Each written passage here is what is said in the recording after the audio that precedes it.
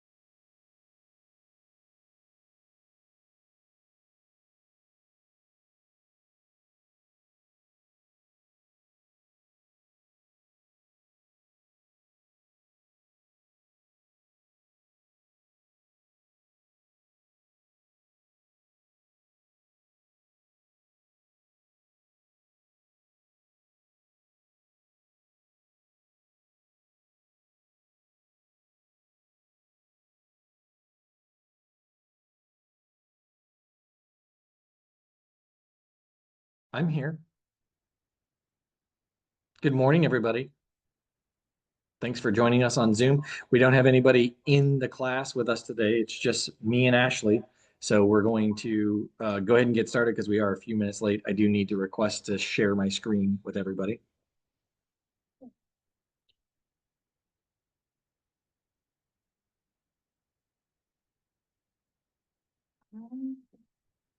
Okay. Well, since we don't have anybody in class yet, I guess we don't need that. I'm just going to talk through my computer. So hopefully everybody can hear me. So again, good morning. I'm going to share with you guys basically what to know about real estate.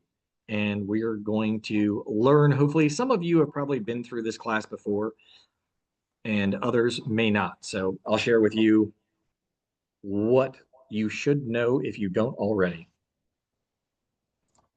All right. So some of the things that you can do in your real estate business, and I would say talk to a tax preparer. When you became a real estate licensee, you actually opened a business and became self-employed. Shocker, right? We don't have salaries, we don't have payroll, we don't have benefits, but you are self-employed, and you can lessen your tax burden if you choose to incorporate possibly or start an LLC. With that, you can write off your miles on your car, your gas, oil changes, all that fun stuff. Not that you can't do it as an independent contractor. The government does allow us to do that. However, there are some tax savings, and also you will be paying into Social Security and things like that, and not get hit at the end of the year, perhaps, with a tax liability bill from the government. So I would say if you haven't checked into that, talk with your tax accountant. You can always go on LegalZoom and you can create your LLC if you want to do that, or a corporation. I personally have an LLC, Cosgrove Sales LLC. That is how I get paid. So Keller Williams pays me through that LLC, and then I pay myself a weekly paycheck and take out my taxes. So that is always an option for you. Keep going here. One of the things I guess I should mention is, we see a lot of agents advertising. Of course, that's the name of the game. You want to make sure that you are getting new business. So one of the things that you just want to keep in mind is that Ohio always requires that the brokerage name be in all of your advertising. And also, not only does it have to be in your advertising, it has to be equal to or greater prominence than your name. So when they say greater prominence or equal to, they're talking about the placement on the advertisement. They're talking about possibly the font size, the color, all of those things. Prominence gives it a meaning to basically say, hey, it's subject to our interpretation at the Division of Real Estate.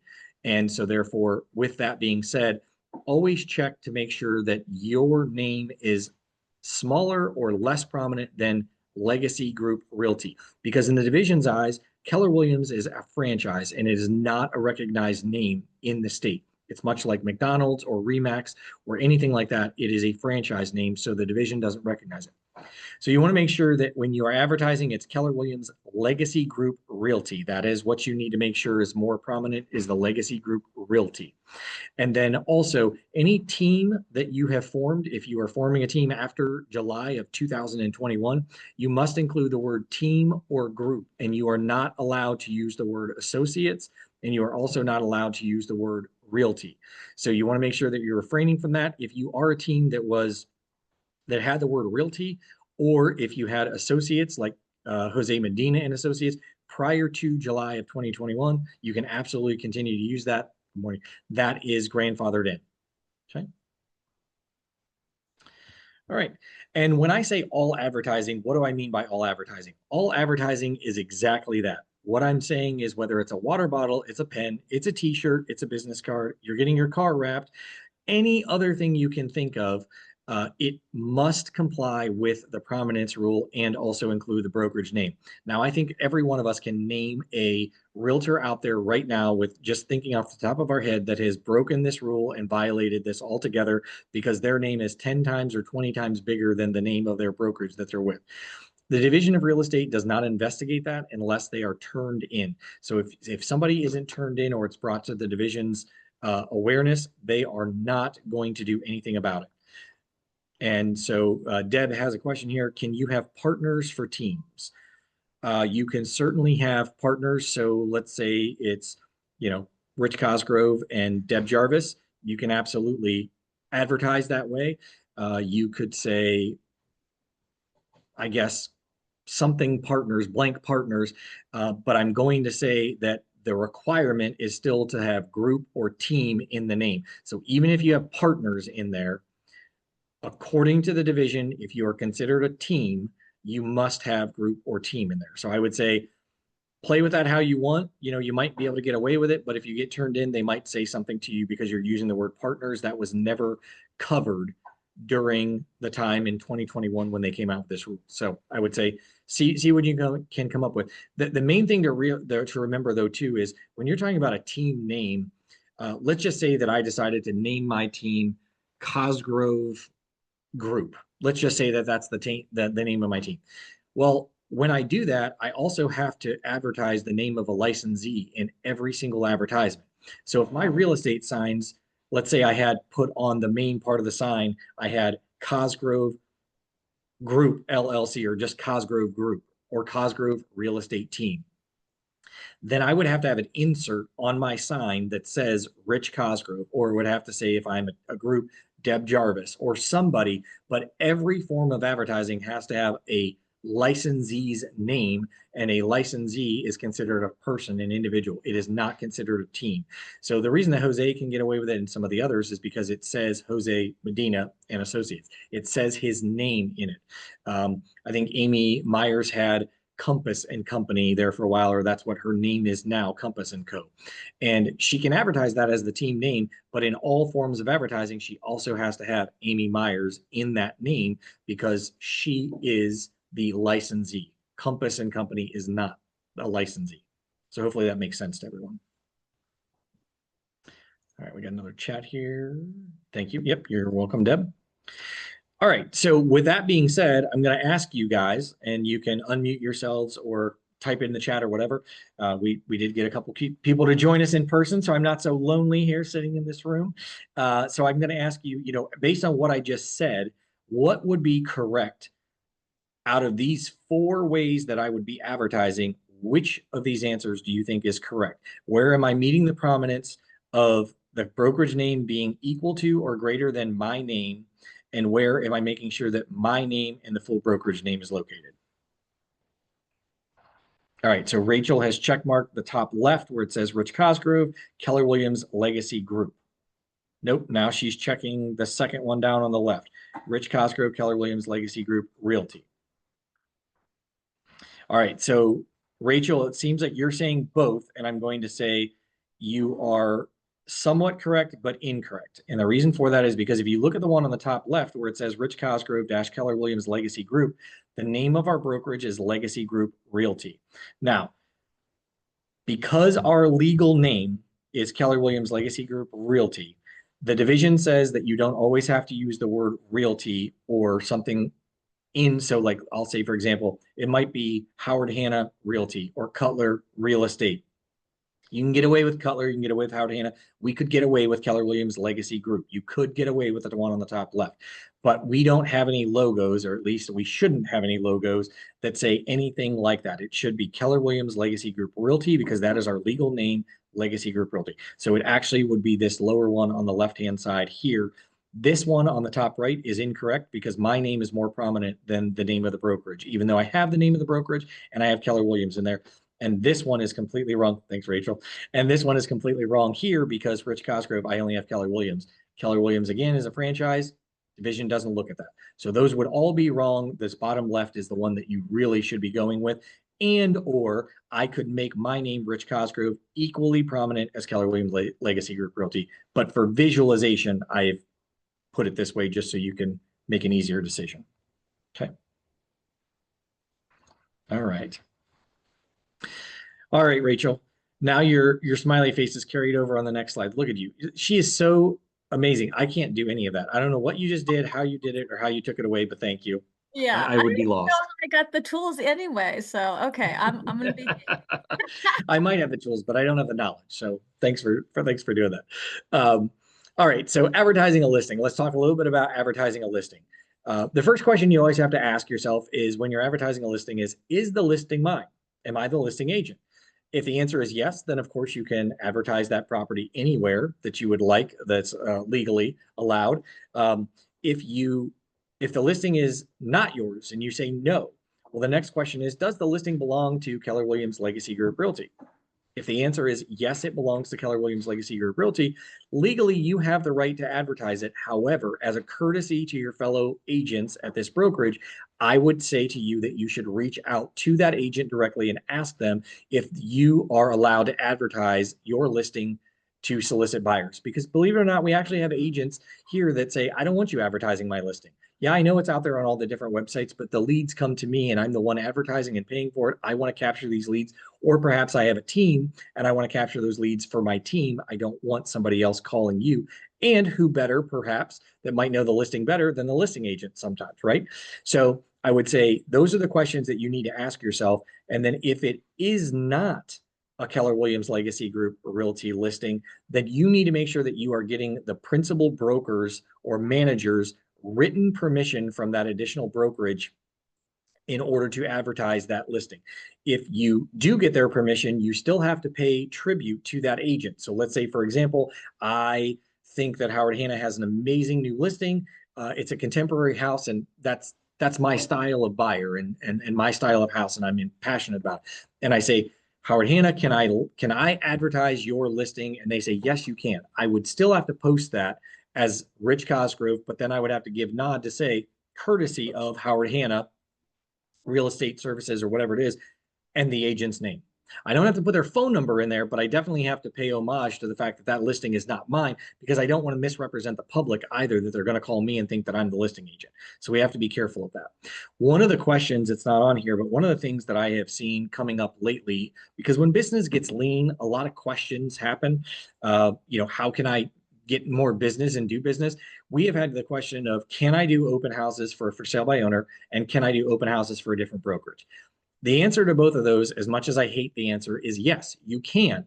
I do not recommend that you do it because it can be a blatant misrepresentation of the public, simply because when I walk into, as a member of the public, knowing nothing about real estate, when I walk into a listing, I assume that the human that is in that property represents that listing and or that brokerage. So that is my assumption. So if I walk in and I start talking to you as the agent that does not represent that listing as agency wise, or for sale by owner wise, you don't represent that seller, I might start sharing information with you that I really shouldn't be sharing with you. And if you don't stop me from sharing that information, I have just given you, who I think might represent me in this transaction, information that you should not have.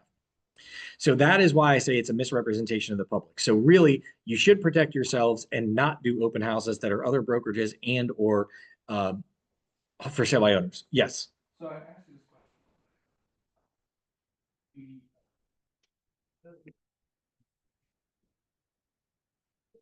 I'll repeat this question for everybody on Zoom. Go ahead, Michael.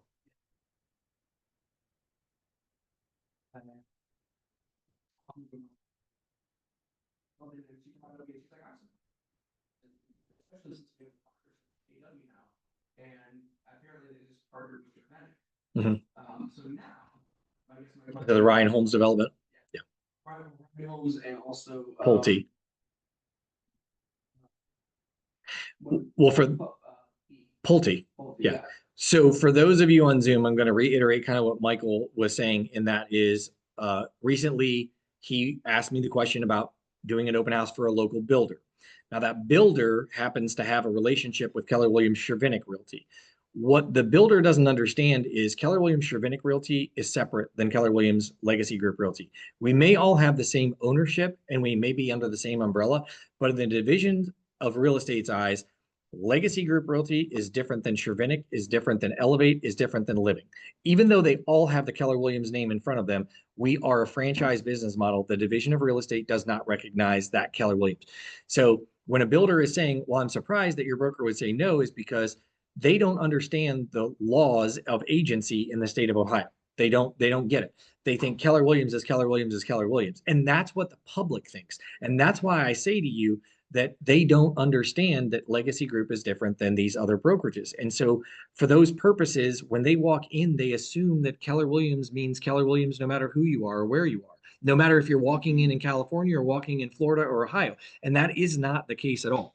So that builder, Pulte and Ryan, they have a business relationship and an agency relationship that gives them those brokerages permission to advertise, or that brokerage permission to advertise those builders.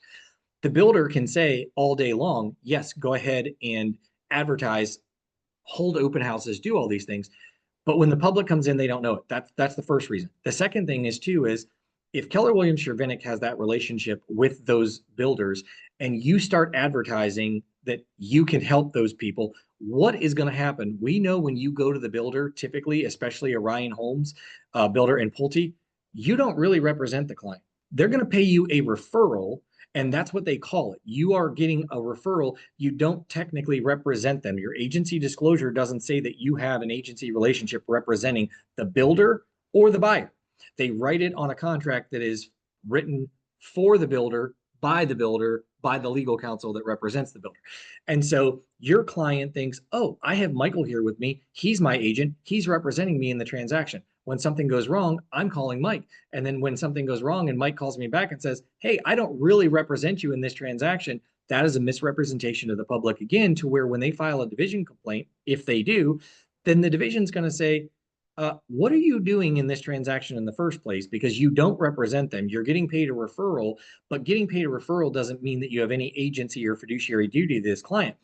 So that's what I mean when I say an overarching misrepresentation to the public is you are the professional. And though the public doesn't understand it, you do. You have to educate the public. That's what our job is. So I have had that question actually twice in the last week about the builder because we have that relationship with Keller Williams. Now, I will also tell you that we had one Keller Williams agent out of a different brokerage that represents in a different area, still Keller Williams, but different brokerage. They emailed one of our agents that was sharing this development information because the builder said they could. They got berated by that listing agent saying, we have an exclusive relationship with this development and this builder. You have no business doing this. You need to cease and desist. And if you don't, we'll get legal counsel involved.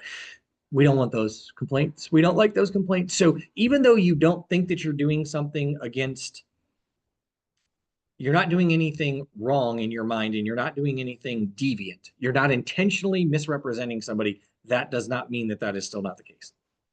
I was just hoping that since different brokerage. And again, I'm not saying that you can't. It is legal. I do not recommend that you do it. If you absolutely want to go to a for sale by owner and have that, the biggest reason for sale by owners, what I get is, well, I can pick up a buyer. And perhaps that's true. You could pick up a buyer with a for sale by owner. You could also maybe pick up a buyer for a builder, right? Maybe they're not going to buy that building, but you might pick up a buyer. So I understand the logic behind it, but if you're not explaining to that consumer before you start talking about other properties, before you start talking about financing and their credit and all those things, technically you're supposed to have a consumer guide signed, right? Before you have any of those conversations. So if John Q. Public walks into a builder or for sale by owner or a brokerage that is not our listing and you're representing Keller Williams Legacy Group at one of those three properties that isn't ours, and you start having that conversation, the first thing you need to do is whip out a consumer guide and explain to them that you don't work for the seller, you don't work for the builder, and you don't work for the that brokerage. That way you are on part. Now, if you want to do that, certainly you would be above board and within the law. Most consumers are going to be like, whoa, I don't understand what you're saying. What are you doing here? I'm not asking you to represent me. I came to this open house because I had questions. So you could potentially harm yourself by giving yourself a bad reputation in our industry amongst your fellow agents, but also amongst the public. But again, I'm not telling you you absolutely can't do it. I just don't recommend it. So, all right. Thanks for indulging and going down that rabbit trail with us. I appreciate it. And then, so the next thing I would say is, for addresses, I know there may not be many agents that are still mailing things. I know a lot of us do, but if you are mailing something, if you have a website, if you have a signature in your email address that has your address in it, you can only use one of these 4 approved addresses. You cannot use any other address as your return address anywhere for your real estate business. So if you send out holiday cards and you're like, oh, I've got all these stamps or I've got all these things that the Refuge of Hope or whoever have sent you, as an advertisement. It's got my name on it, my address on it. Oh, I'll just use these stickers. You're breaking the rules. You are not supposed to be using any address other than an approved address with the Division of Real Estate. The reason that we have these 4 addresses on here, and then I have the mega agent office, we have Stephanie Webb, who has a mega agent office in Mansfield, and then we have Jose Medina in North Canton. Those are both brokerage addresses. Now, granted, they are for their team specifically. I'm not saying you can go there and work out of there, though they might welcome you with open arms or they may kick you out. I really don't know. But nonetheless, you could use those addresses if you wanted to. One of the things that really has me perplexed as a broker is I have never worried about the fact that my address says Canton, Ohio on it. I have never worried about that, even though I'm advertising in Massillon or Canal Fulton or Hartville. Belden Village is a very common location with a common address. You would be surprised at the number of agents that say, I work in Medina. I live in Medina. I work in Hudson. I live in Hudson. I want that address on my business cards or on my email solicitations or anything I send out. Well, you can't do that. And I have never in my entire 23 years in real estate been told by a client, I would love to list with you. However, you don't have a mailing address in Hudson or Medina or Akron or wherever it is. I can't work with you. I've had plenty of other reasons, but not that one. So I say to you, don't get too hung up on what your return address is. It is not, in my opinion, that important. All right. Rachel says, come on over. See, very welcoming over there in the Mansfield, Worcester area. All right, moving on. Let's talk a little bit about social media because everybody is advertising on social media, and that's important that you do that. There is a thing called the one-click rule when you advertise on social media. As I mentioned before, all forms of advertising, you must advertise your brokerage name, the licensee's name, and make sure that you follow the prominence rules. When you're advertising on social media, if for some reason I post something on my personal page, that's where I started from. I do a video and I put it on my personal page, but there's a link somewhere in there that if you click on my advertisement or my video or whatever I just said to you, and it takes you to my MLS page or my business Facebook page, or it brings you to the brokerage website or my website, you are well within your rule of the one-click rule. Now, if I put something on my, just say Facebook profile page, and you click on it and it does not take you to any of those sites I just mentioned. It maybe takes you to any other site that you could think of. Maybe the YouTube, it's right in front of me. So maybe it takes you to my YouTube page, but on my YouTube page, I do not say anything about my name or the brokerage name or the prominence. I don't follow any of those things. Now I have violated the one-click rule. Right. So they give you leeway at the division to say, yes, we understand that you can't control all of social media and where things get reposted. But the best thing you can do is post everything from your business page or have it going back to a business page. Facebook has a rule. I've never seen them enforce it, but I'm not saying that they couldn't. They have a rule that really you shouldn't be doing anything business-wise on your personal page. You should have a personal page and a business page. And they claim that they can shut your personal page off if you are conducting business on it. I've never seen that happen, but I would say, if you want to be the first, try it. Let us know how it goes. But otherwise, do everything on your business Facebook page or your business YouTube video link and share it on your personal page. That's the smartest way to do it. Yeah.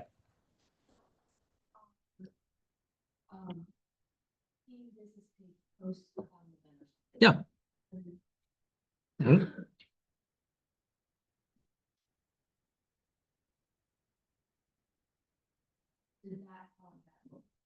Well, it depends. So the question was basically if, let's just say, for example, I post something from my business page to my personal page, and then somebody on my team uses the link from my personal page to forward that on and repost it. Technically, you are responsible for where your advertisements are going and how they are viewed. So that's why I say to you, if you were to share Mike's personal page, you should be in that one-click rule as long as Michael started on his business Facebook page or business page of some kind. Because even though you shared it, if I click on something that you shared, it should take me back to the original whoever originally did it, right? So you should be well within that one-click rule. But that's where I say, if you post something on your personal page and you don't follow the rules and it doesn't take you back to anything and somebody shares that and now you've shared it again or your team shares it, unfortunately, you're never going to go back to that first page. That's why it's so important to share your link from the MLS if it's a listing, or your personal, your business website for your personal team, or the Keller Williams site or something like that. You just need a site that has all of that information: the name of the licensee, the name of the brokerage, making sure that it's prominent. That's what you have to have, because team names are also not recognized by the Division of Real Estate. They don't care what your team name is. Yep. All right. We're going to talk a little bit about the MLS. Now, we are in multiple MLSs, not to be confused with the multiple listing service. We have Ashland and Mansfield MLSs. We have Flex MLS out of Columbus. We have Firelands MLS out of about 5 counties up towards our left. And then we also have MLS Now. The majority of us are in MLS Now. They all have different rules. Some of them have coming soons, some of them don't. Columbus, you're allowed to do a coming soon. We don't see a lot of those here because MLS Now prohibited that. But in the Mansfield area, or any agent that is a member of the Columbus board, you might see them saying there's a coming soon. It's very possible. That doesn't mean they're violating MLS Now rules because they're a member of Columbus. They're allowed to do that. Now, I'm a bad example. I am a member of Columbus because I'm the broker. Ashley here is not a member of Columbus. And if she was, we're going to say she isn't for today. She is not. And so for that reason, I'm going to say she would not be able to advertise a coming soon because she's not a member of the Columbus board. The other thing is, you want to make sure that, again, going back to professionalism, you're the professional. So taking a listing, we had recently one of our agents, she did not know that she was violating the rules. She didn't have a clue. There was no malice intent there, but we had to educate her. She thought it was very odd. She was getting some very nasty calls from local realtors around here and asking her for the information about a listing because it wasn't in MLS Now. Well, she put it in the Columbus MLS, even though it was a listing that she took over here in our Stark County market. So the public is going to see that listing because it's being syndicated to Zillow and all the other websites that we want it to go to. Great. What it wasn't doing was not allowing, when the public called one of the local real estate agents or a real estate agent that they're working with locally, it wasn't allowing them to see any of the information. They couldn't find it on the MLS. So when they're typing it in, they might be able to go to Zillow or Realtor.com or whatever, and they find it. They get some of the information, but they don't have access to the disclosures or any private information that listing agent may be sharing. And they also can't set up a showing with a showing time link. So they were calling her. And when I called her, because I had an agent call me and complained about it, I said, you really can't do that. And she goes, I said, you're going to make a lot of agents mad. And she goes, oh, well, I guess that's why they're so mean when they call me about this listing. Yes, that's exactly why they are so mean to you. Now, again, it was not done with malice intent, but I say that to you, that you are the professional. Please understand that there are customs and regional MLSs and areas and things that happen in these different areas. So if you are not knowledgeable about those, ask us the questions, ask another agent the questions so that you can be informed and equipped to help with your consumer. Listing entry, all of those listings, with the exception of our T County office, they have amazing Deb down there. Deb handles their transaction coordination and things like that. But otherwise, all of our agents have to put in their own listings. They have to do the status changes on their listings. So make sure that you are doing that. You have 48 hours is technically the rule for you to make a status change from active to under contract. You have 14 days to make it sold if it's under contract. And you have to talk to your seller on whether or not you want it, whether or not they want your listing under contract, allow showings or not allow showings. If you mark a listing under contract, no showings, you are not even allowed to show it. Not even you or anybody from our brokerage. If you get caught, there are fines that the MLS can impose, and I've heard that they go up to about $1,000. So I would say stay away from that. Now, what I get a question on a lot of times is, oh, Rich, I put my listing under contract, no showings because my seller didn't want them. I'm now hearing grumblings that the listing, that the deal is falling apart. I want to call all of those previous agents because we had multiple offers or multiple showings. I want to see if they have any interest in it. Great. That's wonderful. Make those calls, try and get it back under contract as quickly as possible. However, you cannot allow those agents to go in that property for a second showing or a first showing because you have it under contract, no showings. You would need to change the status of that to under contract, allow showings, or you need to change it back to active depending upon what you have signed at what time with your client, whether you have a mutual release or don't. So there are some caveats to those situations. I talked a little bit about the 48-hour rule. Clear cooperation, whether you like it, don't like it. NAR, National Association of Realtors, has said if you have any public marketing that you're doing on a listing and you have a listing agreement signed, and I want you to hear that that is the key. If you have a listing agreement signed, you have 24 hours to get it in the multiple listing service. Now, I get calls on a regular basis that somebody will say, I have seen an agent saying they have a listing coming up in a week or two. And how can they do that? They're publicly marketing this particular property and they're not following the 24-hour rule for clear cooperation. I hate this answer. I hate a lot of the answers I give you. But unfortunately, the real answer is if there is not a listing agreement in place, whether it is signed for next week, signed for today, signed for whatever, the MLS has no jurisdiction to audit that or has any jurisdiction whatsoever over that brokerage to say that that agent can't be doing that. Legally in the state of Ohio, if a seller gives you as the agent and brokerage permission to put a sign in their yard or to advertise their property, even without a listing agreement, you are legally allowed to do that. Now, brokers, we do not allow you to do that. We are going to tell you that you have to have a legal listing agreement in place. But if you have a listing agreement, which you all have done or will do in your career, I'm actually not going to admit that I have or have not done it because I'm not going to give that satisfaction to anybody. But I will say everyone has probably done it to where you will go on a listing appointment and you don't know the date that your listing is going to become active. And so you leave that date blank and you get them to sign everything. And then all of a sudden you get a call from them and they say, oh, I'm ready to go ahead and list. Let's go ahead and put that date in there. And you put that date in there, but you don't get the seller to initial the fact that you put that active date in there. You really are committing fraud because you have made a change on a document after it's been signed by the consumer. If you make a change to any of our documents, including the listing agreement, you need to get their initials on it. And I will also say, if you are audited by the MLS for that listing, there are chances that you could get yourself in trouble.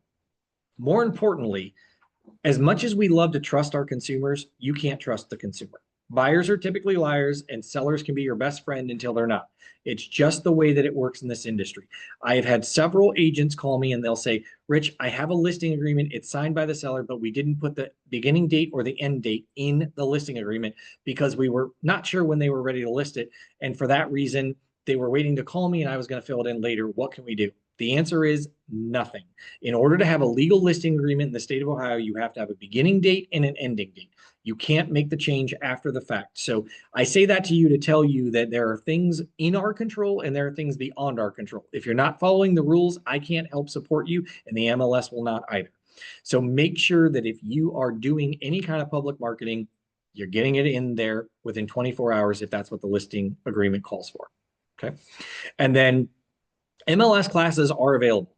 If you're a newer agent and you're not familiar how to use the MLS, or you're an experienced agent and you are looking to use the MLS in a different fashion, there are actually a lot of fast ways if you use the speed bar at the top in order to find new listings, find an agent, find prices of housing and different things like that. So there's a lot of things that the MLS does that you may not be taking advantage of that could make your job and your life easier. So I would say take the classes. A lot of times they're online.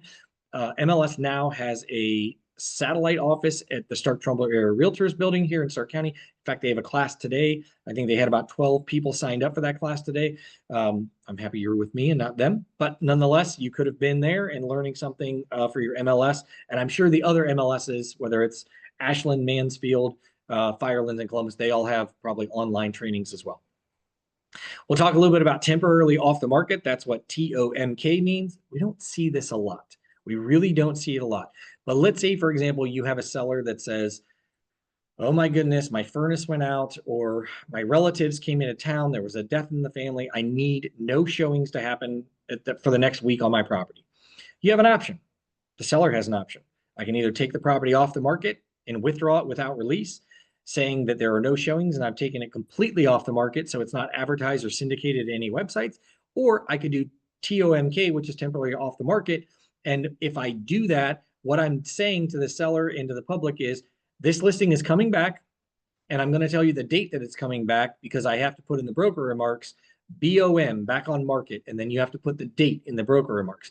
So if I know that my seller is saying I had a death in the family, Rich, I want you to take the listing offline. I want it temporarily off the market for the next week. I'm going to say, okay, well, let me look at my calendar here, and I can see that next Thursday is the 18th. We're going to put in the broker remarks BOM 9/18/25.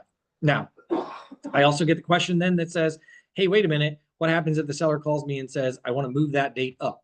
Sure, well then go into the MLS, move that date up. What I caution you on though is if you move that date up, most of the time agents and or clients of those agents know what day it's going to come back on the market, because let's say the public called me and said, Rich, I love that listing. I can't wait to get inside of it, but I see it's off the market. Can you tell me what's going on? And I can say, yes, it is going to be back on the market on 9/28/25. And I'm going to say, make myself a note or put it in my calendar. Ooh, I have to call John Q. Public on the 18th or the 17th, make sure that property comes back online.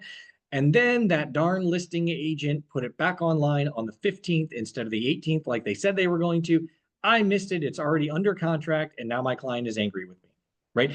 So if you're going to put a back on market date, you really should stick with that date, because you're going to mess up perhaps a buyer, but also your seller. Your seller might have gotten a better or different offer from that client. And because you decided to move it up and not have the consultation with your client about the actions of what you're doing or the consequences of actions, you might have harmed them. So just be careful. Make sure you have open communication and dialogue with your clients. Quick question. Yeah. So we took where our client fired another agent. And when we put it on the market, they can have total days on market. It was like 50 or 60 some days. Is there a certain amount of time that must go between? Yes. Yep. What? Yep. What is that? So I'm going to acknowledge two things. Deb has brought up a good point. Deb's going to be co-teaching this with me, or just teaching it one day. So she says, make sure to extend that date. Deb, you can't tell me no. I'm too kind. You won't say no. No, I'm kidding. All right. So the MLS, the back on market date, if you are going to do a back on market date, and to Deb's point, if it's the 19th, let's just say that I said it was, or 9/18/25, if it's not coming back on the market on the 18th, you need to go back in the MLS and extend that date to say 9/25/25 or whatever that is. So yes, you want to make sure that you're covering it either way, if you're moving it up or pushing it back. To your question, Tara asked in the class here, we had a seller that fired their previous agent at a different brokerage, and we listed the property. And unfortunately, when we put it back on the market, the cumulative days on market showed 56 days or 45 days or whatever it is. Well, the answer, at least my understanding, and you can call the MLS to verify, I believe that a listing must be off the market for 45 days before it comes back on as a cumulative days on market 0. Okay, so that counter has to reset. And it doesn't matter if it's a different brokerage, if it's the same brokerage, same agent, different agent in the same brokerage, the cumulative days on market does not reset, from my understanding, until 45 days after that listing is off the market. Yep. Yep. Most people don't look at cumulative days on market. There are clients that will, yes, and they're going to try and get a better deal. But typically there's a reason that there's cumulative days on market. Sometimes it's because I marked the listing under contract allow showings, which counts the days that it's under contract. Sometimes I mark a listing under contract no showings, which stops those days, but then the deal falls apart and now I put it back on the market. And even though it's really kind of been off the market for 30 days, the cumulative days on market shows 4 days. So that data is not as accurate as you think or would like it to be. So if the consumer is relying on that to think that they're going to get a better deal or whatever, it's really not a good measure of the seller's motivation or how long the property's been on the market. Yeah. All right, so we'll talk a little bit more about the MLS, just kind of continuing this. So for the fees, MLS Now, oh, and this is a great segue. If you have not paid your MLS Now dues, they were due on the 9th. You are now delinquent. Please log into the MLS and pay it, because the last time I logged in this morning, we still owed $9,000 for our brokerage. That is a long way from the 60-some thousand dollars that we started with. So thank you to everybody that has made your payment. But if you haven't, you need to log in and get that paid, because it is delinquent. That's $228 every 6 months. That is billed in February and in August for MLS Now. The fees for Mansfield and Ashland are billed monthly by our brokerage on your agent bill. So if you're part of those, Columbus is one time annually. It's quite expensive, is at the end of the year. And I want to say for their board, the MLS and all that, it's like 700 and some dollars. It's a pretty high amount. And then for MLS Now, you do get Supra access included.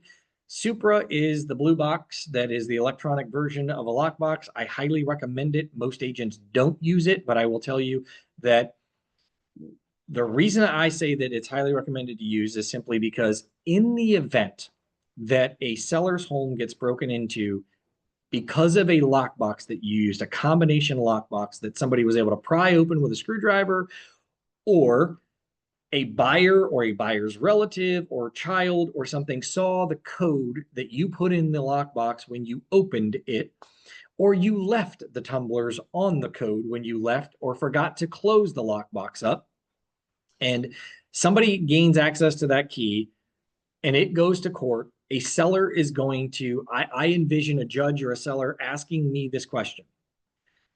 As the professional and having my best interest or my client's best interest first, explain to me why you chose to go with a $25 or $30 cheap lockbox combination when you could have put a Supra lockbox on there that can only be opened by licensees licensed with the Division of Real Estate and your local association, that emails you when it's open, is almost indestructible and hard to get into, and would have protected the consumer more. And my answer is going to be because I'm too cheap. I didn't want to use a Supra, or they're a pain in the butt and nobody likes them. Those are not going to be defensible reasons when it comes to a seller saying, my mother's blank was stolen, my child is traumatized, whatever it is. So please always make sure, and I'm going to the extreme here. This is dramatic, but it can happen to you. You just cannot take for granted that. Think about what's on your house. Would you be comfortable having a lockbox that everybody knows the code to, or would you be more comfortable having a Supra lockbox on your house that only a licensee can get into and there's a track record of who came in? So, I mean, and to that, this agent gave the clients the code. Yes. and when to- Yeah. So like, the number one, well, one of the number one complaints at the Division of Real Estate, if you've ever heard the superintendent of real estate speak, is the unauthorized access. Agents give their clients all the time lockbox access and codes. You are never allowed to give a lockbox access out, and I think this is further in the slides, but we'll go over it now.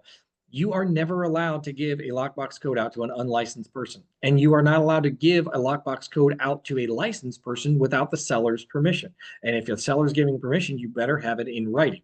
And when I say the seller's permission, it could be through proxy by their agent. But I have known agents that will say, I'm not available that day after for possession to give the clients the keys and meet them at the house. What can we do? Can I give them the code of the lockbox? The answer is no. Even though the transaction is closed, most agents use the same 4-digit code on every single one of their lockboxes. And so once you give the consumer that code, they now know, oh my gosh, Rich probably uses that lockbox code on all of his lockboxes. So any of his active listings that I want to get into or vandalize or steal from or do whatever, I now have unlimited access to those.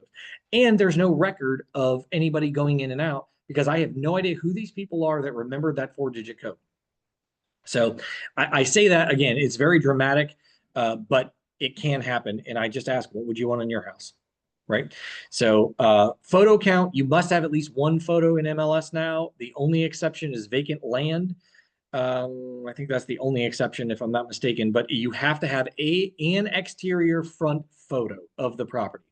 They're getting a little bit more strict too on you know, if you're changing the background of the sky in your photos, and if you're using AI to make the plants look better or the grass greener or any of those things, they're really kind of saying that's a misrepresentation to the public, because the public shows up there and whatever you have in the photo is not what's there. You are allowed to use AI to enhance photos, but do it on a sparingly basis. Don't add wall sconces next to the fireplace where there aren't any. Don't add a set of stairs where there aren't any. Don't add cabinets where there aren't any. You'd be amazed at the things that agents do, and you always have to list that it's virtually staged or virtually enhanced if that's the case. Something else, we haven't seen this in a long time, but you cannot advertise your service as free. That was part of the lawsuit that we went through in 2024 with NAR and the public. Is buyer's agents used to say, use me as your buyer's agent, you pay me nothing, my services are free. Well, they weren't really free. It is true that the buyer may not have paid you anything out of their own pocket, but you did get paid through the sale, and that was through the multiple listing service from the listing broker. All of that has changed, but the moral of the story is to say, do not advertise your services as free. Now, I get the question a lot of times, can I say free CMA, comparative market analysis? You can. I haven't seen that in a long time, and I don't know of any agent that charges for a comparative market analysis. So the fact that you're advertising something that almost 99.9% of agents offer is free, I don't think that that's great marketing. At least that's just my personal opinion. I think I would come up with something, some other way to market myself other than a free CMA. All right. Keller Williams Legacy Group Realty, our office info. If you haven't taken a picture of this slide, I highly suggest that you do. If you don't take a picture of the slide, the information can be found in Dotloop under office information. I'm going to shout this from the rooftops because I'm going to tell you this is going to happen. It's already happened recently. HUD deals. HUD is called, it's called HUDHomestore.com. Okay. If you think at any point in your career that you are going to work with a consumer that is going to look at foreclosed properties, you need to email me and you need to say, I would like you to add me to the HUD Home Store website. Because what I'm getting, even though I keep saying this, and I love all of you, I really do, but I'm telling you, when you text me at 8 o'clock on a Saturday night or a Sunday night, and you tell me that you are trying to get a deal put together on a HUD transaction, and you need access to that HUD system because you have to get the offer in by midnight because that's when it expires, I may or may not help you because I'm asking you to be prepared for your business. I know you don't know when you can sell a HUD home, but there are agents that know I'm never going to show foreclosed properties and I'm not going to work with people in that price range. And then there are other folks that say, I'm going to show any property and I'm going to work with any property in any price range. If you are this person over here, then let me know that you want to be added to the HUD Home Store site. I will probably begrudgingly add you and mumble under my breath via text that I'm not happy with you, but I will absolutely try my best to help you. But there are times where I've been on vacation and I don't have access to my phone and something has been missed. In those instances, you're going to have to find an agent that's in there. So I say that to you to say, don't wait till the last minute. You're only hurting yourself and the consumer. I'm happy to add you, but I can't add you at the last minute, perhaps. Our office license number, you don't typically need that, but sometimes you'll need to put it on contracts or whatever, that is there. Our employer identification number, if you need that, it is there. Our MLS Now broker IDs, typically you don't need that, but depending upon what office you're in, that Amanda may need in order for your profile for your command so that your listings are syndicated on your website from the different office locations. And then Dotloop under office info is where you can find all of this. Your NERDS number is also called an M1 number. That is the National Realtor Database System. Each of you have your own that is used for your continuing education, that is used for your NAR login. If you are a STAR member, it typically starts with 677. If you are not a STAR member, it could start with anything, but is unique to you. You can look it up on the National Association of Realtors website. Hey, All Rick. right. Sorry. Yes, go ahead, Rachel. This is Rachel. On the HUD store website, Yep. is there a way to go to that website to see if we're already like registered and already You can go to the HUDHomestore.com. If you don't know if you're registered, you can click on Forgot Password, and it will email you if you are registered, or it will tell you you're not registered. Okay, thanks. Yeah, you're welcome. And that's a great question. And I will also say about that is if you've been licensed with our brokerage for quite a while, you are probably in that system, but you might be inactive. It's been a long time since we've had to sell foreclosures. And, so like I said, I have no problem. Even if you don't know if you're in there, email me. I'll check it. It's not a big deal. We'll look at it. So even Rachel, if you don't go to that website, email me. I will double check that you're in there because we've had agents that are in there, but they've been inactive for so long, it wouldn't let them do anything. Okay, thank you. Yep, you're welcome. All right, commission. We'll talk a little bit about this. You know, in your career, if you haven't already, you're going to get a seller that's going to say, well, what's the average commission in this area? Or what can I expect to pay for an average commission? That is a 100% question you do not answer.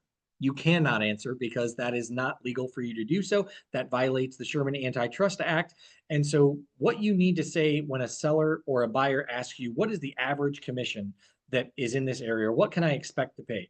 The answer is, I can't tell you what the average commission is, but I can tell you what Keller Williams Legacy Group charges and what I charge. And the answer is whatever it is that you charge, that's what we charge, because we don't have a minimum commission and we support you running your own businesses and empowering you to make deals happen. So that is the answer that you should give.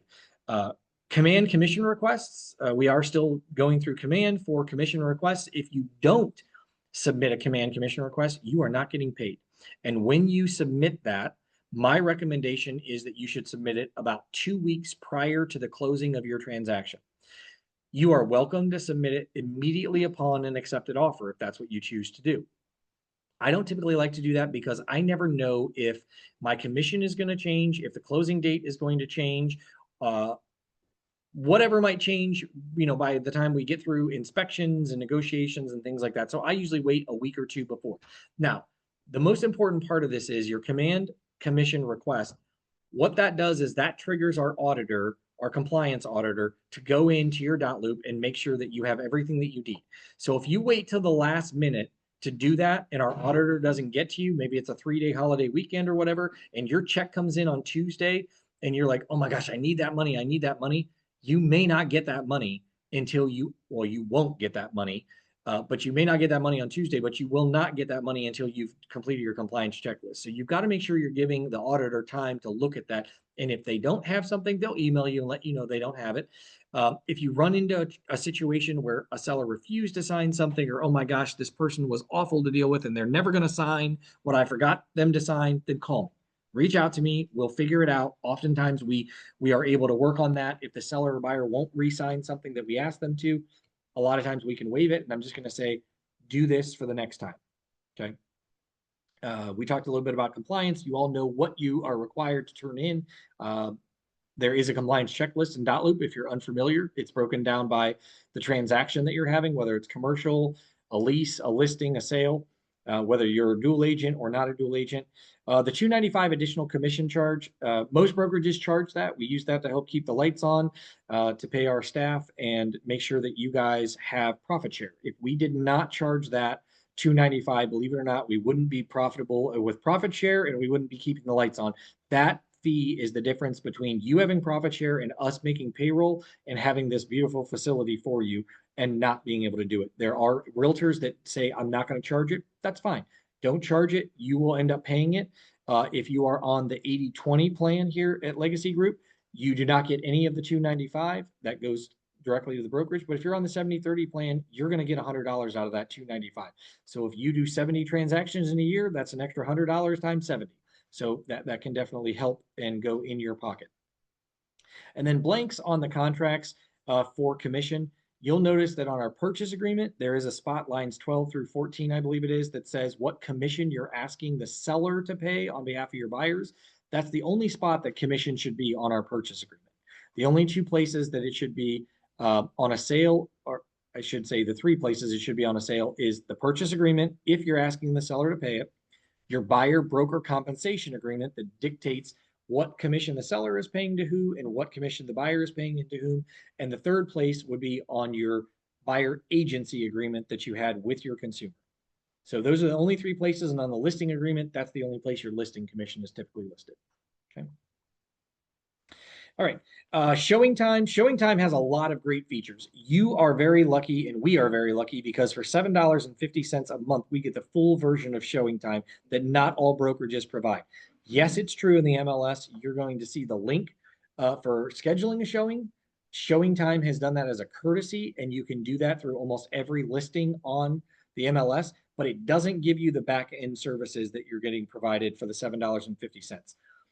The listings are entered automatically into Showing Time. When you put them in the MLS, it takes about 20-30 minutes for them to flow over. You can also log into Showing Time directly and add that yourself.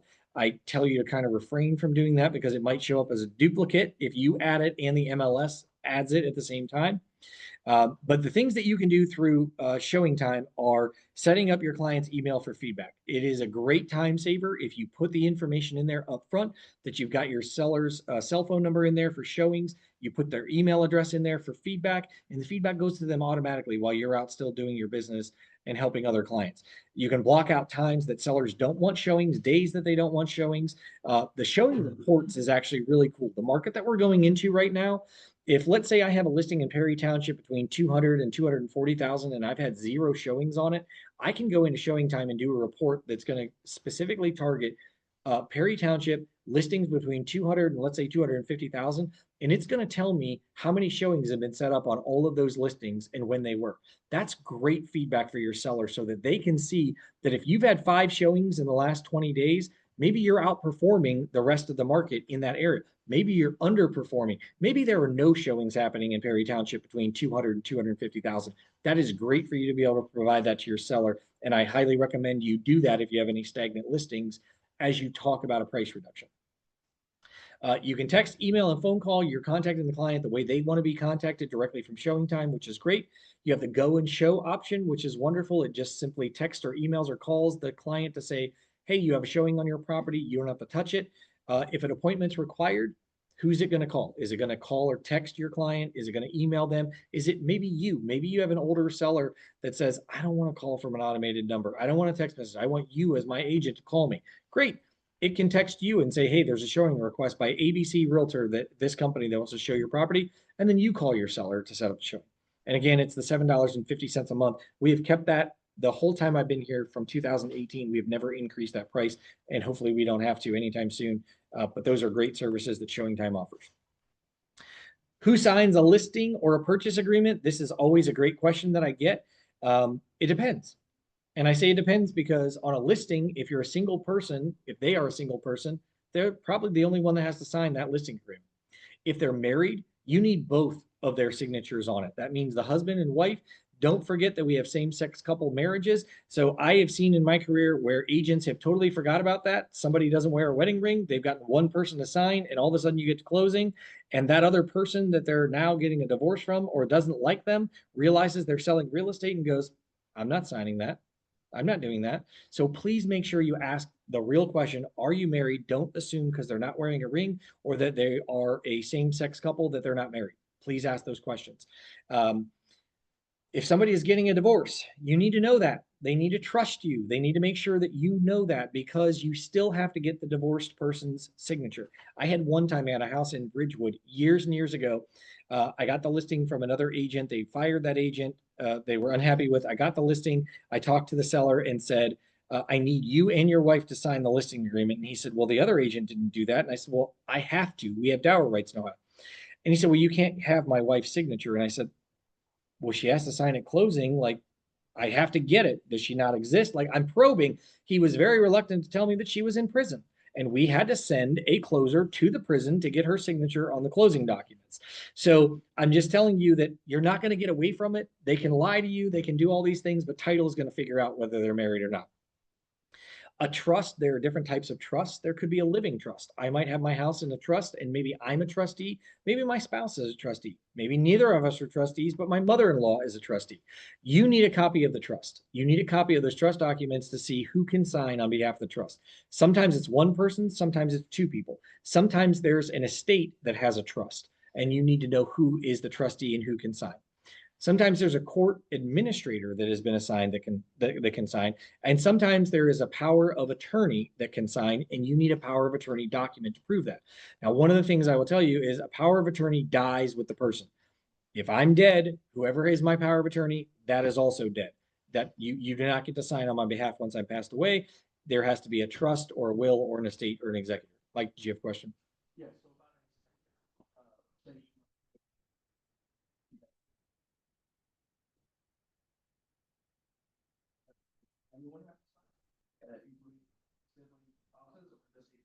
Yeah, so it depends on what the trust documents say if it's in a trust. It depends on what the court document says that you are provided, because usually a court document, even if somebody passes away and there's not a will, or I'm sorry, there's a will, but there's nothing, they didn't set anything up for a trustee or an executor or anything.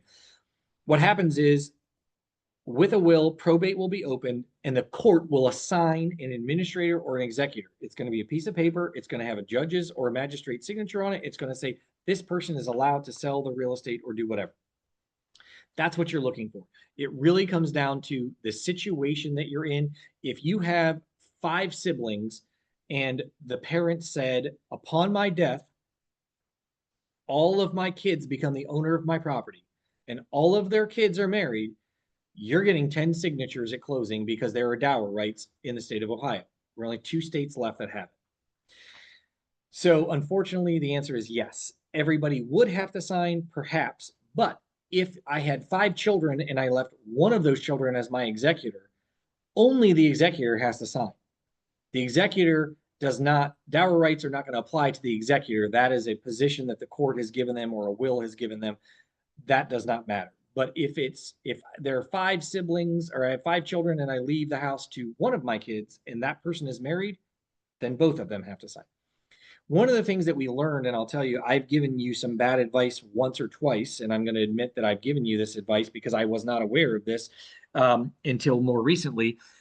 If you have a death, if there is a death of the principal of a property, I pass away and I have a transfer on death filed with the county recorder's office saying that my real estate interests upon my death are transferred to Michael. Michael, immediately upon my death, now has ownership interest in that house, even though the deed is not in his name, and he can sign the listing agreement, he can sign the closing papers, he can sign everything. I have told you in the past that we cannot do that, and I'm sorry if that's caused anybody any grief. Unfortunately, we had some bad advice from an attorney that gave us that, and we have since then corrected that. So understand again, only if there's a transfer on death affidavit filed with the county recorder's office, as soon as that principal dies, that other person that's listed in those documents does become an owner. Okay, so they can sign listing paperwork and go through that. All right. I even, the advice.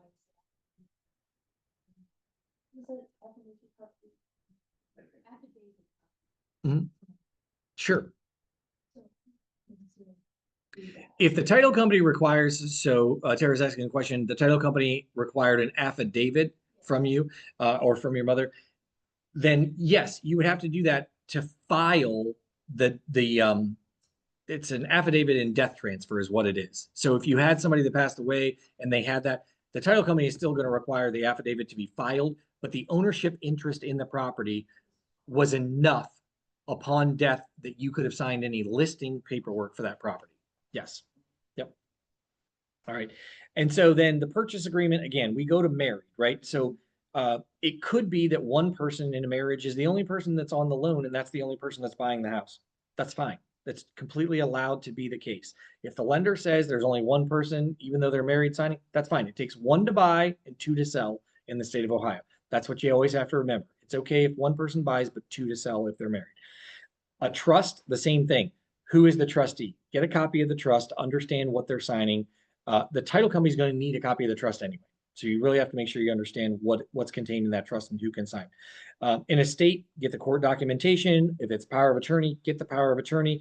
And then if it's a divorce situation when buying, make sure as the professional that you're educating that person that's going through a divorce, that if they close on real estate while they are still married, whether they're going through a divorce or a separation or anything, the moment that they close on that property, it becomes dower interest of their spouse. So if they are saying, oh my goodness, I mean, because it's happened in my career. I've had, battered either men or women that have said, I am leaving my spouse. I'm getting out of here. I need to buy this house. I'm not telling them anything. My parents are helping me or whatever the case is. And I want to buy this and I don't want my spouse to know anything about it. I'm happy to help you get out of your situation, but I need to let you know that as soon as you close on this property, another problem is going to occur because you now have a marital asset that you have to figure out legally and what's going to happen. We don't get to control that. That's the state of Ohio and the courts. So please make sure that you kind of share that. Let's see here. Agent's responsibility, an escrow letter. That is something that you provide to the title company for closings. I usually do my escrow letter usually about 2 weeks before closing because, again, commissions can change. Sellers might do repairs that we need a radon inspection or a radon mitigation system paid for at the closing table or what have you.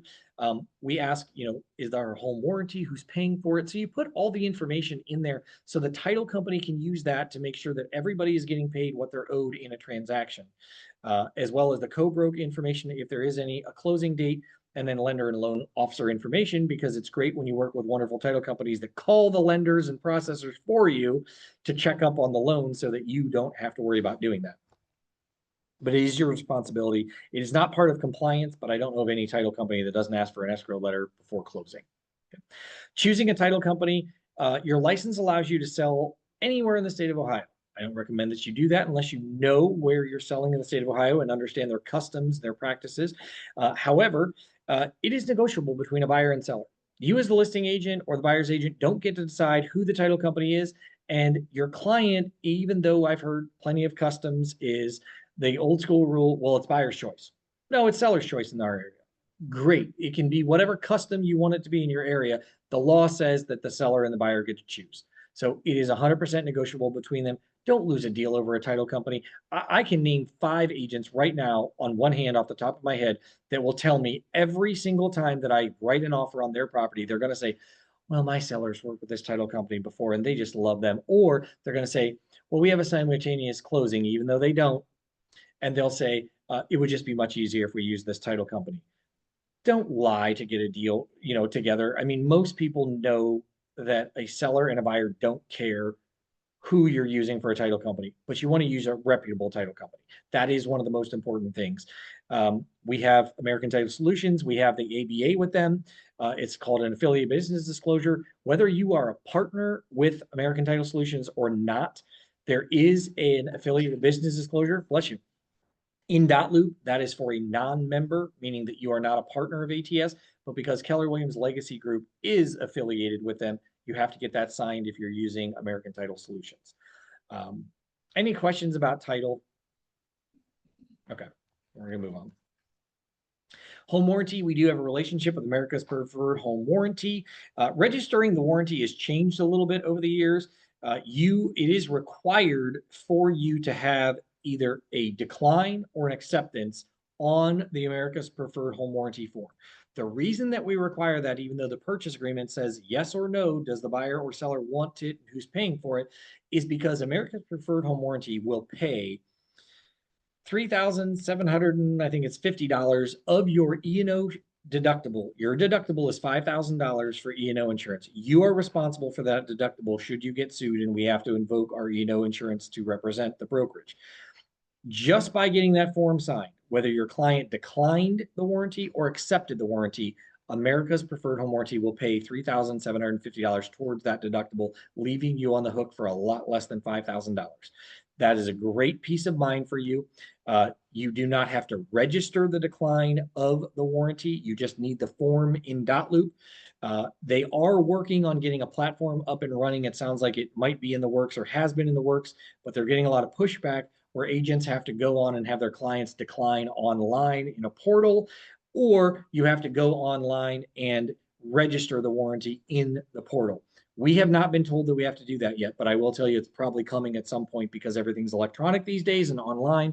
But filling out the data collection sheet, you're getting paid $100 from America's Preferred Home Warranty for filling out the data collection sheet. You never want to say that you're getting paid a kickback for filling out a warranty or selling a warranty, because first of all, that's illegal, and secondly, it is not true. The only way that you're going to get $100 from America's Preferred Home Warranty after a closing is if you filled out the data collection sheet or you submitted the data collection information in their portal. You can do either. But you, just for selling a warranty, will never get paid if you don't take that extra step and fill out the data collection sheet, which is asking for what is the refrigerator brand, what's the make, what's the model number, the dishwasher, hot water tank, all that stuff. It also asks if there was an inspection done on the property so that they have for their knowledge. But again, I went over the warranty contractor waiver, so just make sure you're doing that. Consumer guide and buyer agency agreement. If you're working with a buyer, you are legally required to have both of those signed.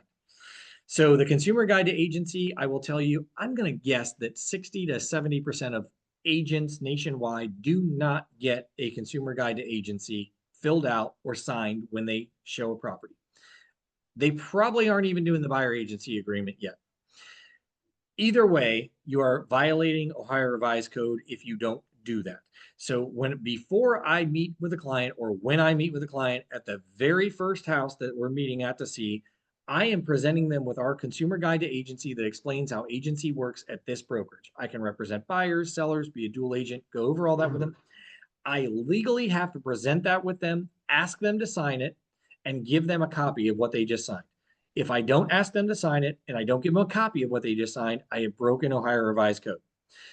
They can refuse to sign that document. You can write on there, refuse to sign, print the address of the property and the name of the client that refused to sign it, and date it.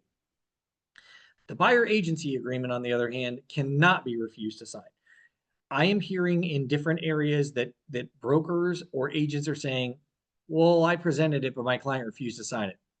Not allowed, not a legal reason that a consumer doesn't sign it. You must have a buyer agency agreement in writing with a consumer before you begin to show them properties. Okay.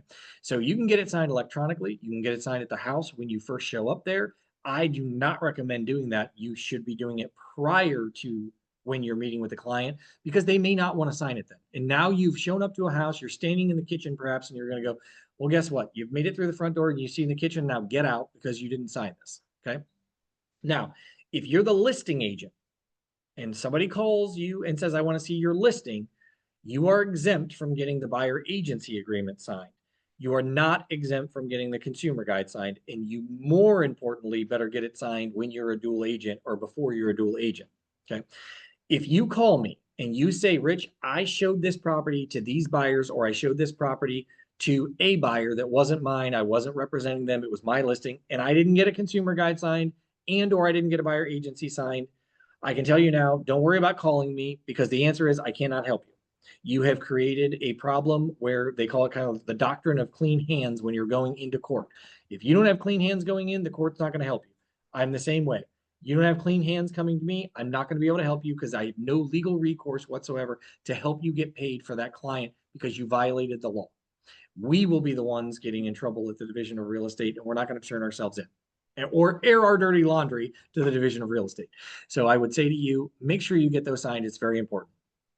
You also have to keep that for 3 years. A consumer guide must be kept for 3 years. All of our documents must be kept for 3 years. But even if you don't sell that consumer a property, the consumer guide still has to be on file for 3 years. So my recommendation is, what I do is I have a .loop file that says consumer guides, and I date it for 2024, 2025, whatever. The first thing I do when I get back to the office is scan and upload that. Then I throw it in the shredding box, because it doesn't matter if it's an electronic copy or a paper copy. You just have to have a copy for those 3 years.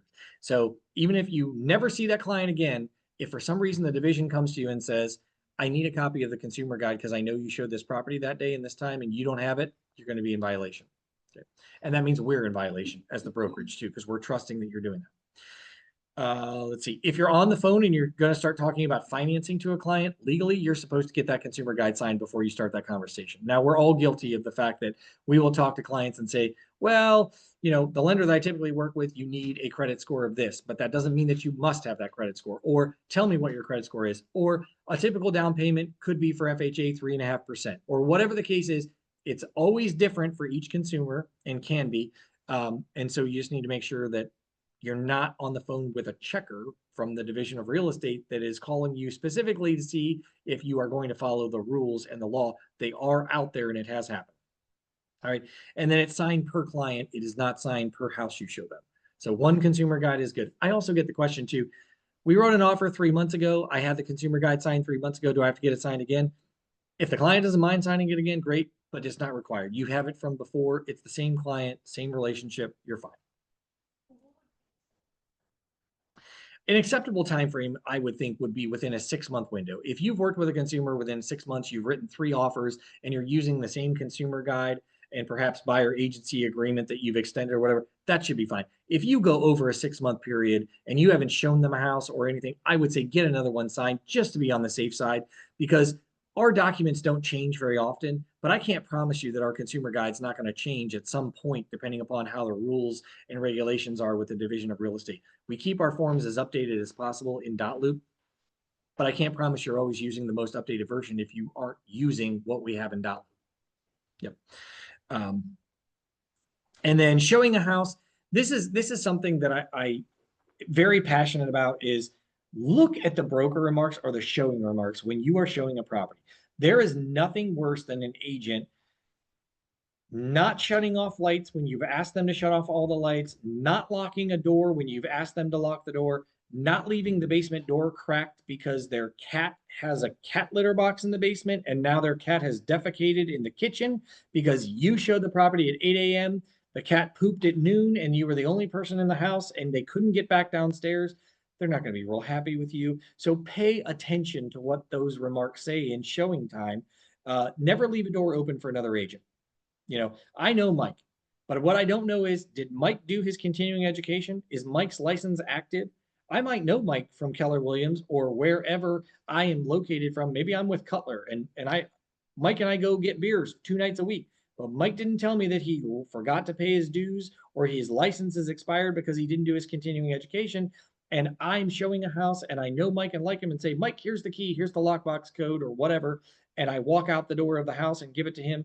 And now I have just given an unlicensed individual keys and lockbox access to a property that I never should have given it to. Agents will hate you. Lock the door when you leave and put the key in the lockbox when you leave. Now, if you're at a spot where there are 10 showings happening and you're walking up, there is no key and the lockbox is open, you have permission to be in that house, go ahead and go in. But I'd be real careful when you're leaving to know who you're leaving in that property. Because if you are the last person for that showing and you leave other people that their time has already come and gone in that house, you're legally leaving somebody in a house that doesn't have permission to be there. And you had the responsibility as the last showing of the day to lock that house up. So if it isn't locked, you're getting that call. So I tell you, trust your intuition, trust the people that you're working with, and do the right thing. Because if you leave somebody's house open, we get those calls and they're not happy. Leave a card. I always tell people, leave a card on the counter. It's great. Sellers love when they get home to know that you were in their house because they expected that you were going to be there. There's nothing worse than a seller getting home from leaving with their 3 dogs and their kids to let you in the house. They thought you were there from 1 to 2. They came back at 2:05, see no car in the driveway. They get their kids out of the car, start getting their dinner ready, and you show up at 2:15. You didn't call ahead to say that you were going to be late. You didn't leave a business card so they don't know if you were there. It's just a professional courtesy. Just do the things that you would think should be done in your own home. Turn off lights or don't turn off lights. Agents will leave you broker remarks there or showing remarks. They'll say, we have 15 showings today. Do not turn off the lights. Or the seller is working a long day. Leave these lights on. Do it. Just leave the lights on. Make sure all doors are locked or not. You would be amazed at the amount of humans that do not have a key to get in their own house these days. You'd be amazed at the amount of humans that don't have a key to get in the door between their garage that's attached and their house that's attached. And they will say, do not lock the garage door. I don't have a key for it. And now you've locked them out of the house because you didn't listen to the showing remarks. And then again, I talked a little bit about the combination lockbox, leaving those on the tumbler. Feedback for a showing. We are hearing a lot in this industry about lawsuits. We are hearing a lot of things about getting sued and maybe not even leaving feedback. I am a feedback person. I give feedback and I expect feedback. In fact, I expect feedback that I go into showing time. If you don't give me feedback, I have it set up where it will send it to you 6 times. And I don't care if the house is under contract, it's still going to send it to you 6 times over a period of 6 days. And I expect you to at some point fill it out. My seller let you in their house. They deserve for you to give feedback so that they know that their house is dirty, their house is overpriced, their house is perfect, and why we're not getting an offer on it. There's no reason that you can't give feedback. If your answer is, I don't get feedback because I don't want to be sued in a lawsuit because I gave information that I shouldn't have, if that's your legal stance on it and that's how you feel, fine. I don't like the answer, but if that's what you're going to say, but if you're just lazy and you don't give feedback, I will still give you feedback on your listing, but I'm not going to like you. That's what I'll say. So call the agent, send them a text message, You get an email from Supra. You also get an email from Showing Time. Fill it out. Be courteous.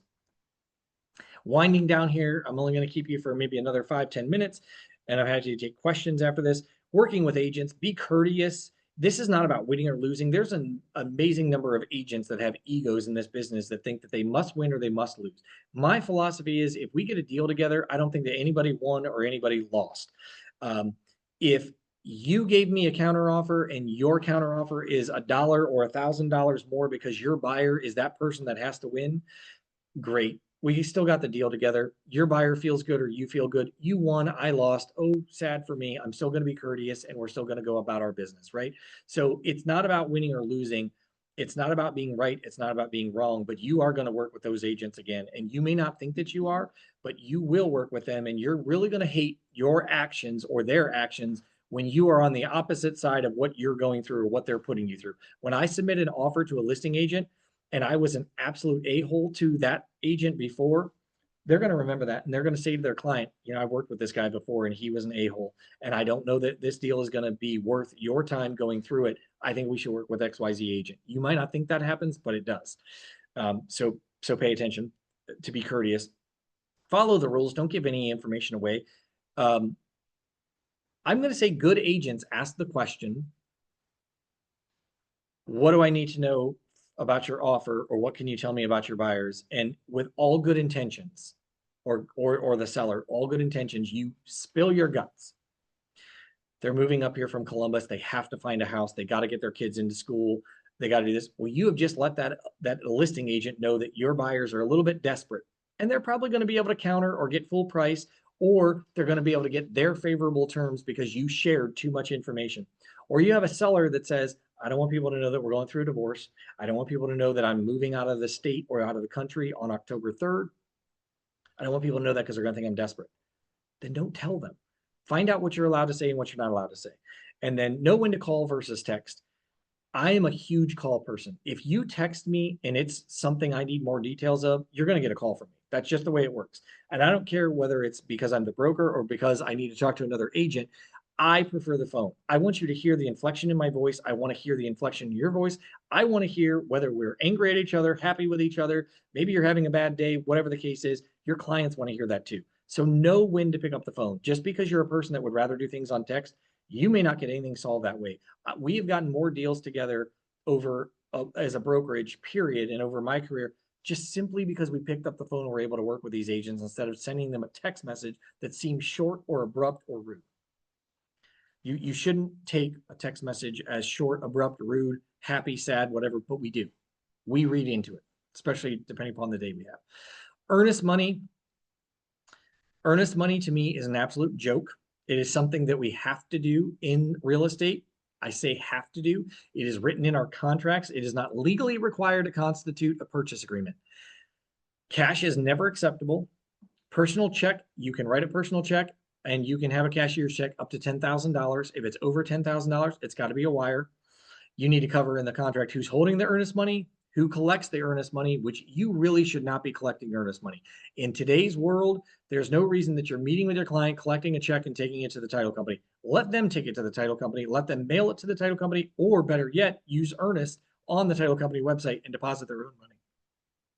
Now, you are responsible for making sure the earnest money gets to where it needs to go. That is true. You're also responsible, if you're the buyer's agent, to let the listing agent know that you have collected it or have not collected it. Most of the title companies are really good about emailing and saying, we've got the title work, or I'm sorry, we have the earnest money, and they send you a confirmation. That's great. But send a copy of the check. If you really are getting a check, a cashier's check or whatever, and you're handling it, send a copy of that to the title company and send it to the listing agent. And then, does the client get their earnest money back? You would be amazed at how many agents tell a buyer, well, if we don't get this deal together, or I'm sorry, if the deal falls apart, you get your earnest money back. That is not true, and please don't promise that to your consumers. We don't get to control whether a client gets their earnest money back or not. There are 4 ways that earnest money gets distributed. The first one is a successful closing. That's the one that we all like. The second one is a fully executed mutual release that tells whoever is holding the earnest money who they can give the earnest money to. Maybe it's split between the buyer and seller. Maybe it's given just to the seller. Maybe it's given back to the buyer. It depends. If one of those first 2 things don't happen, a buyer or seller could take the other party to court. Upon a court order, the title company will release those funds, or if a broker's holding it, they'll release those funds. If neither of those three first things happen, then unfortunately, it's going to get held in a non-interest bearing trust account for 2 years.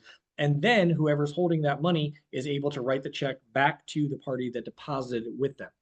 So if they can't find that human after 2 years, then they're required to send it to the state of Ohio in the form of unclaimed funds in that person's name that wrote the check.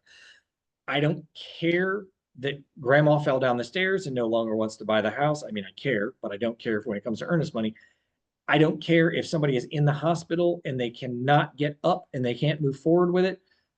The earnest money laws are the earnest money laws are the earnest money laws. We do not control it. I had a lender call me when we were at our golf outing last Friday that said, I can't believe you people at Howard Hanna, or Keller Williams. Well, I can't believe the people at Howard Hanna either. But he said, I can't believe you people at Keller Williams. He goes, you're going to make such a bad name for yourself not releasing my buyer's earnest money. We don't have any control over it. The seller does. We do not control who gets to release earnest money. So have that clear conversation with your buyers up front. Earnest money is not required to constitute a purchase agreement, and I've seen plenty of purchase agreements written without it. Now, if I'm a seller, if I'm the listing agent, you better believe you're putting earnest money down. I don't care if it's a cash deal. You're putting earnest money down. And if it's a cash deal, we're getting more than $500 or $1,000. Protect your clients whether you're on the buy side or the sell side. What about the contract where it says Yep. I love that question, Michael. So Michael asked the question, what happens because our purchase agreement actually says in 2 or 3 different places that the buyer and seller agree to sign a mutual release and return the earnest money to the buyer? It happens in the financing section. I think it happens in the inspection section, and there could be even in the title section if the seller can't convey clear title. Just because it says it in there, I would love for that to be true. I would love for that to be the fact. It is not. All of the attorneys, including the state of Ohio, have said without a fully executed mutual release, you can't do that, just because that says that. Because remember, it also says that the buyer is going to make a written loan application within 5 days. Did they? I don't know. It could have been 10 days. And the seller still let them move forward with the sale.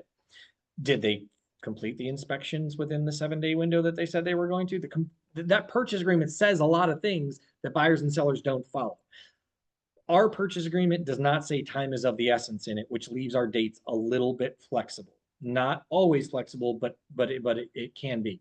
If it said time is of the essence, that'd be a whole different story. We don't see a lot of those in Northeast Ohio that say time is of the essence. If it says time is of the essence, the earnest money better be turned in on time before the deadline. Your inspections better be before the deadline. Your ROC better be on or before the deadline. Those are very important things.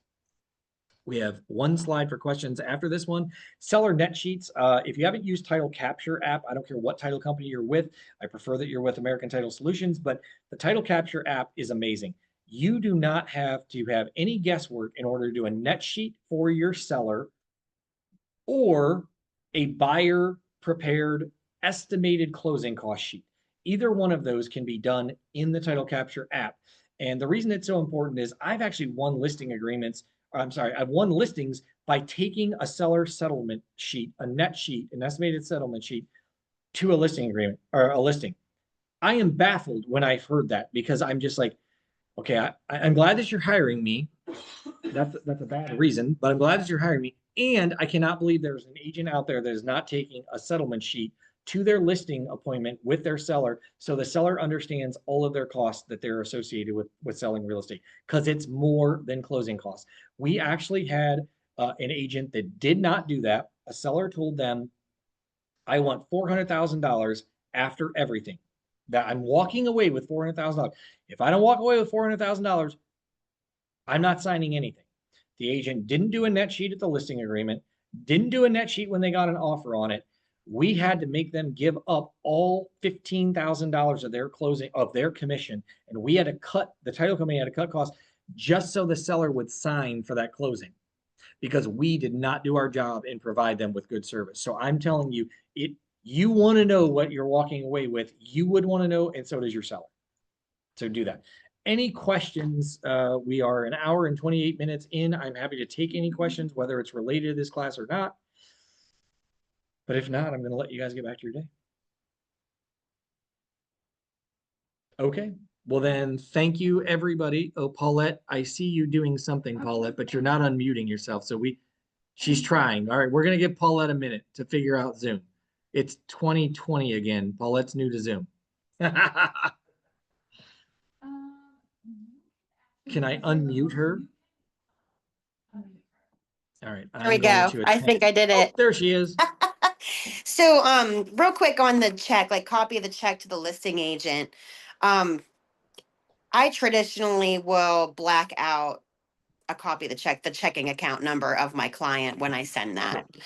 I didn't know if that was like a good, suggestion or not. It can be. I mean, if your seller or I'm sorry, if your buyer says, I want you to black out the account number, my routing number on the bottom of my checks, then I think that's appropriate if you're sending it over to the listing agent. That's not a problem. We want to make sure that we're respecting our buyer's privacy. And at the same time, they are entering into a real estate transaction. So it's like, no, your checking account information isn't everywhere, but you're probably giving your checking information to the title, the lender, that. So I would say, I think that sometimes privacy is important. And if that's what they ask for, respect it. Okay, they never ask. I just do it automatically. So I guess that's good to know. Yeah. Well, a buyer, so we have the question in the classroom, could a buyer black out their checking account number or routing number? They could on their proof of funds, but they're not going to be able to do that on the actual check that they give you. If they hand write you a check, they Oh, can't right. black out the routing They number and can't account number before cash they it. give it to you because the bank needs that routing number and account number in order to cash the check. No, I got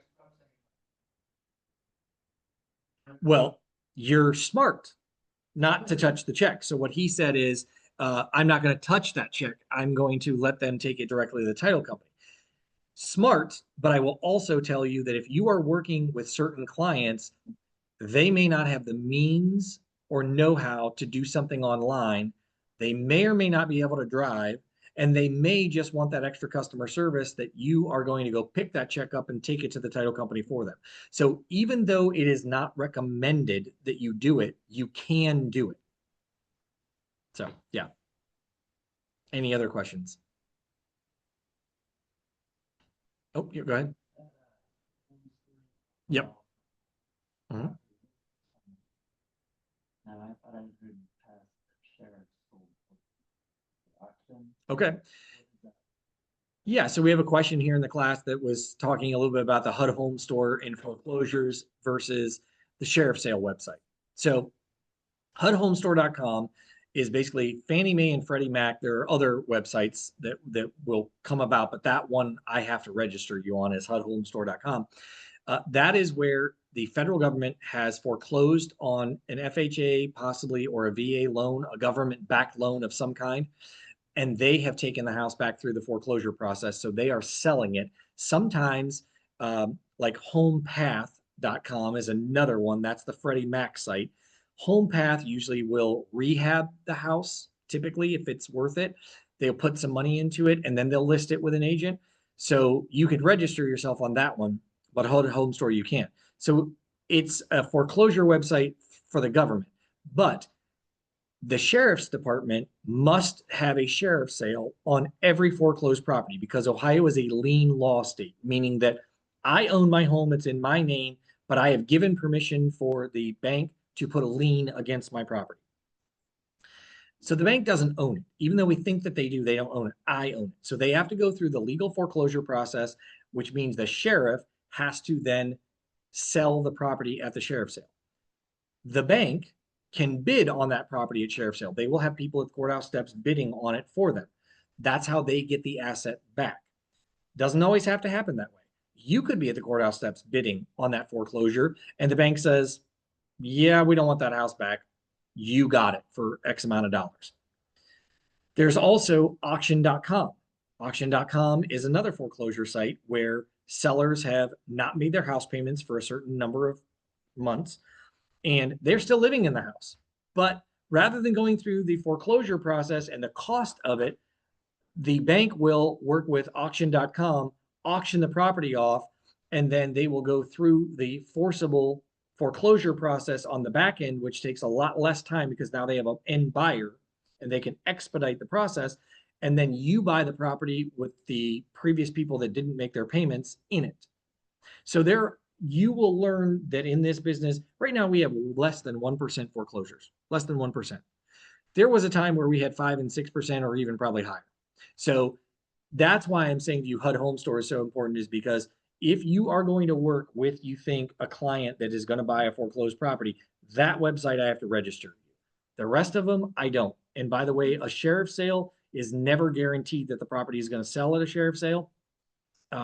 If the seller gets an attorney involved and says they're filing bankruptcy, or gets an attorney involved and says other things, the sheriff can stop that from happening. The attorney, rather, will stop the sheriff's sale from happening. So there are a lot of ways foreclosures happen.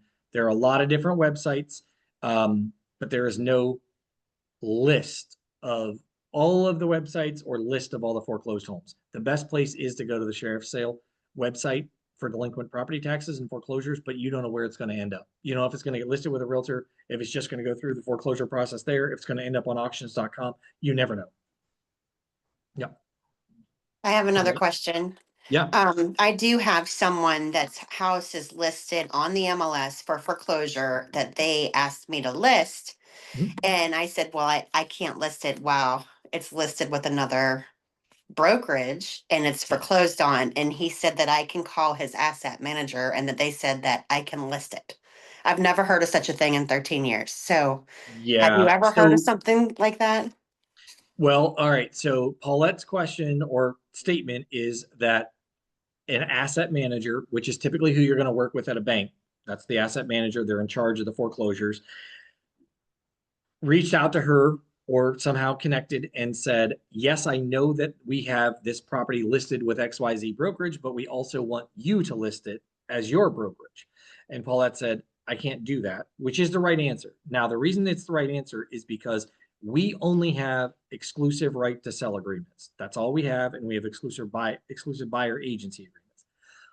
Not all companies practice that way. There are companies that have exclusive agency relationship or non-exclusive agency relationship, meaning I'm going to list it for sale, put it on the MLS, but the seller could sell it on their own and I get paid nothing. The reason that you had to answer no is because you are at a company that only deals with exclusive right to sell. We want you paid for your work. If you go to a company that has exclusive agency or non-exclusive agency, then you could list a house, put it in the MLS, go through all the things, and the seller could find another buyer and do it all for sale by owner, cut you completely out of it. Now you've made nothing. That's why we don't do it. Okay. And it's the seller that was like hoping that I could help them in some way, you know, Yeah, so. and the seller, unfortunately, if it's listed with a company, that means they probably have already lost it in foreclosure and they don't have the right to list it for sale. Okay. Yep. Thank you. Yeah. Anything else? All right. Then I'm gonna let you guys get on with your day. Thanks so much for your attention and your questions. I appreciate you. See you later.